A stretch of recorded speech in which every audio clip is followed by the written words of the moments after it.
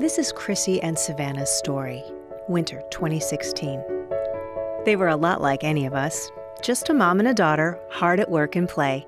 Savannah was 14, a busy middle schooler.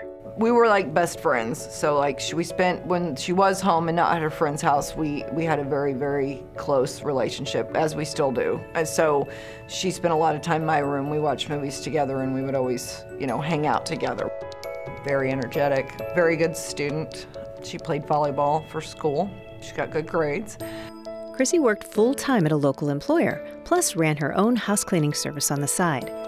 Sometimes Savannah would help too, to earn a little spending money for them all. It was an all-American story of a small family from southern Missouri, working and loving their way through life. But on March 2nd, Savannah had been sick for days. She was tired, pale, vomiting, and it only got worse each day. We took her to the emergency room. They had her a whole 15 minutes and they realized what the problem was, and they gave her a CAT scan and found a lesion. They called it a lesion. And then they life-flighted us on a plane from St. Louis Children's. When we got there, I was standing there literally in a circle of 5 doctors explaining that they were gonna do this, that, and they were gonna cut her open and they were gonna take this thing out. So they put her in a medically induced coma, and they took her back for surgery at 7. She was back there for 6 hours. They had cut her directly up the middle of the back of her head in order to take out the tumor. So they did it up the middle of her ponytails because the doctor was so sweet she didn't want to cut any of her hair off. After the surgery, Savannah remained in treatment at the hospital for 19 days, fighting medulloblastoma, brain cancer. A tube called a shunt drained fluid to manage the pressure on her brain, but for some reason, the pressure would not subside for weeks. Savannah fought valiantly, and Chrissy stayed at her daughter's side as much as possible. This became Chrissy's work 24/7. Her job went on hold, their insurance maxed out, and she quickly cleaned out her savings. We got in touch with St. Jude's, and because we realized that the number we were at really at St. Louis was astronomical as far as brain surgery and a 19-day hospital stay, which is catastrophic. I mean, there's no other way to describe it. But St. Jude's had more bad news for Savannah. The doctors found that there was still a large amount of tumor in her head that was missed during the first surgery. That meant a second, intensive, and dangerous round of brain surgery. So you have to picture everything that happened in St. Louis just 30 days prior is now happening again. The difference between that surgery and this surgery is she walked out of the St. Louis Children's surgery. Because of them finding so much more of the tumor, they had to go further into her 4th ventricle in her brain, and because of that, it took away her ability to walk. She also ended up with posterior fossa syndrome, which means you can have a hard time swallowing, definitely getting your words out. Her voice is monotone. She doesn't know how to match her facial expressions with her what she wants to say. On top of that, she couldn't walk, she couldn't bathe, she couldn't pick up her own food, she couldn't eat for herself, she couldn't do anything. So like within about a month's time, we went from a completely normal, very, very normal eighth grader to somebody who, literally had no control over their faculties at all.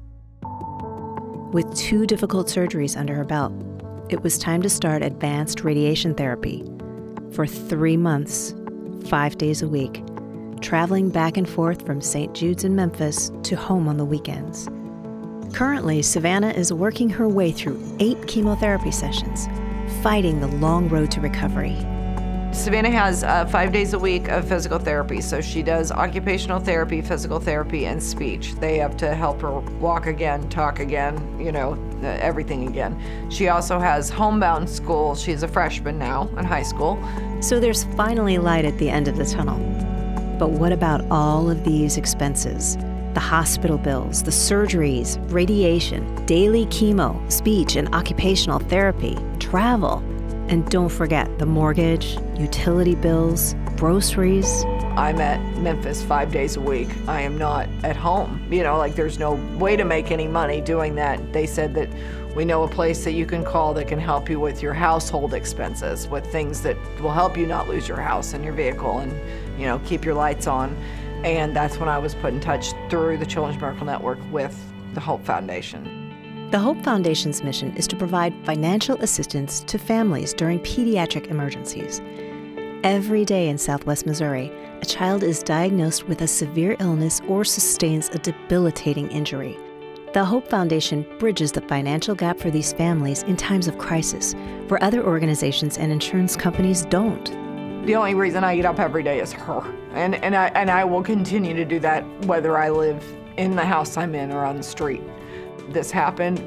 There was no preventing it, no way we were ever going to know it was ever going to happen. But that's why I think places like the Hope Foundation are there, because they make sure you don't lose even what little you did have or do have to start with. But the Hope Foundation can't do this important work without the support of people like you.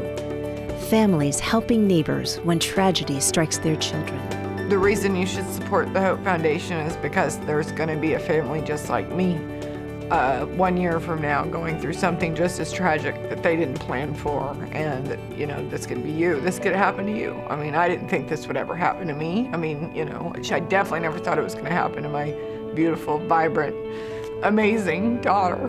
By supporting the Hope Foundation, you're giving hope to other families. You can give hope.